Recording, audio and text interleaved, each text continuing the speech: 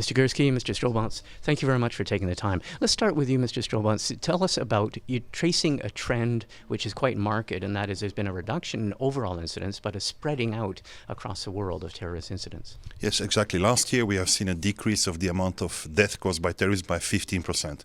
This is a confirmation of the trend over the past 4 years since the peak of terrorism in 2014, when we saw a decrease by more than 50%. On the other hand, we saw that 71 countries had at least one person killed by terrorism on their soil. This is the second highest amount of countries being targeted by terrorism in the past decade. There's been a spread. You've likened a lot of the decline to the decline in the effectiveness or the deadliness of Daesh or ISIL, and the growth. This is the first year, I think, that the Taliban has now taken the first place in terms of terrorism deaths and incidents. Yeah, absolutely. So we saw a decrease by 70% of the amount of people killed by Daesh, which is good, but we saw also for Taliban the same amount, but in an increase by 70% of the amount of people killed. 38% of all people killed by terrorism were killed by the Taliban in Afghanistan. Another one of the factors in this, because you've done the compilation of the figures, is the rise in right-wing terrorism. Tell us about that. Yeah, we saw an increase by 20% in the amount of incidents, in the amount of casualties caused by far-right terrorism in the past 4 to 5 years. This is concentrated in 19 countries in the western part of the world, so Northern America, Western Europe and Oceania. The trend is really, really disturbing, when you see those figures. Faced with, there are two factors that Canada faces, obviously, in a very acute manner. One is returnees, people who had been combatants or participants in ISIL and Daesh. We're trying to deal with that. The other is right-wing terrorism. Phil Gurski, you've looked at this as your specialty. Concerns about that? So certainly, from the point of view of the returnees, the government's position to date has been they will not facilitate the return of Canadians who join Islamic State or any other terrorist group in the region. If they do return, we cannot prevent it under the charter. We can't remove citizenship. We've chosen not to do that. The problem is that those that do return, what do you do with them? You could charge them. It is an offense under the criminal code to leave Canada, join a terrorist group, irrespective of what you did in theater. The problem is, do you have the evidence to a critical mass to actually go to court and gain a charge? We've had one attempt, and that's just this last week, a man from Guelph who went to try to join Islamic State through Turkey with his wife. He's been arrested and he's been charged under the criminal code. That case is before the courts. We'll have to see what happens. But the problem is it becomes a resource issue.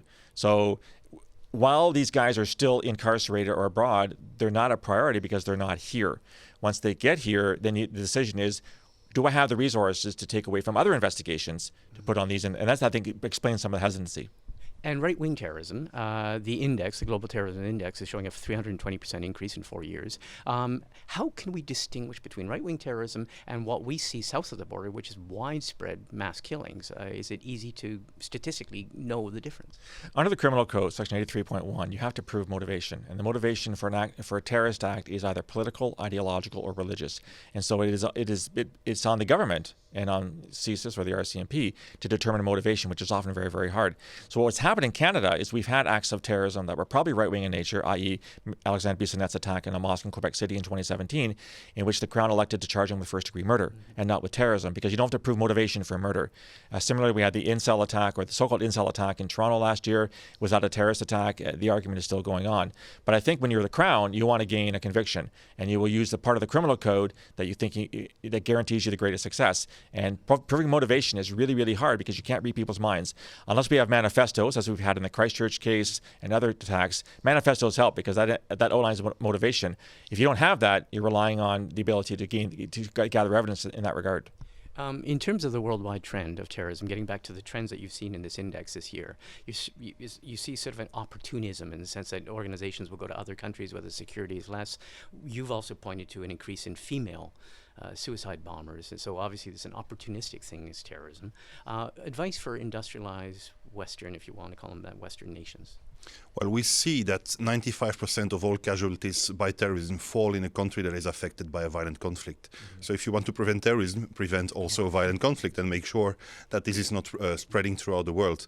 Those terrorist groups are always going to find those areas where governance is low and when the effectiveness of security and intelligence services is low also. They will just plug in their ideology, their techniques and tactics into an existing violent conflict. So that's what we need to look at. And at the Institute for Economics and Peace, we promote positive peace, and it's a concept that is creating more resilient societies and more inclusive societies, taking away the grievances that could lead to terrorism and radicalization. In terms of how to approach right-wing terrorism, which is growing up in modern, well-off industrialized societies.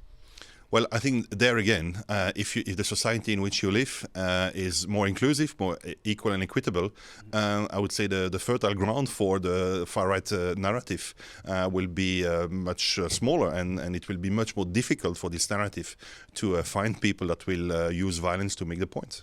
Mr. Gurski has referred to how Canada is dealing with, or so far the government has dealt with, returnees from ISIL or Daesh. You're from Belgium. The industrialized or Western countries have had a whole spectrum of responses. Any thoughts on that in terms of how to deal with these people, many of whom we've lost track of because of the Turkish incursion in northern Iraq and Syria? Well, my personal view on this is that when you look at an organization such as Daesh, they have just spitted out all our norms and values and international law and I would say all the values we stand for. I think the best way to fight them is to use these exact norms and values or a law system, national and international law system, to prove to them that liberal democracies are the stronger systems in the world and that we'll be able to judge them and maybe eventually reintegrate them also in our societies. Okay, well, to the both of you, I thank you very much. Your report gives us a lot of pause for thought, and it's very interesting to see your report. Thank you for speaking with us. Thank you. Thank you. Thanks very much. Pleasure.